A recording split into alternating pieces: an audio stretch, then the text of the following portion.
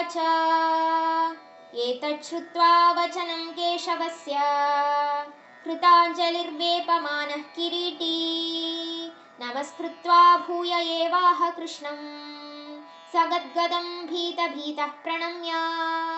अर्जुन उवाच स्थाने ऋषिकेश तव प्रकीर्त्या जगत्प्रहृष्यस्त्यनुरज्यते च रक्षांसि भीतानि दिशो द्रवन्ति सर्वे नमस्यन्ति च सिद्धसङ्घाः।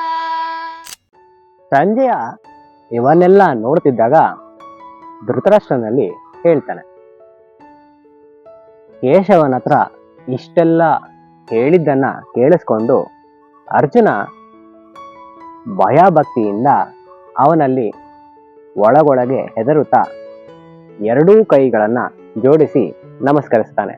ಹಾಗೆ ಮೆಲ್ಲನೆಯ ಸ್ವರದಲ್ಲಿ ಚೂರು ನಡುಗುತ್ತಾ ಮತ್ತೊಂದು ಪ್ರಶ್ನೆಯನ್ನ ಕೇಳಲು ಶುರು ಮಾಡ್ತಾನೆ.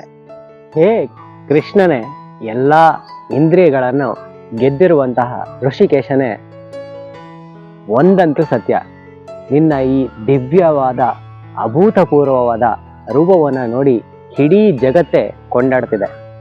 ಮತ್ತೆ ಎಲ್ಲ ಅಸುರಿ ರಾಕ್ಷಸರು ದಿಕ್ಕಾಪಾಲಾಗಿ ಹೆದರಿ ಓಡುತ್ತಿದ್ದಾರೆ.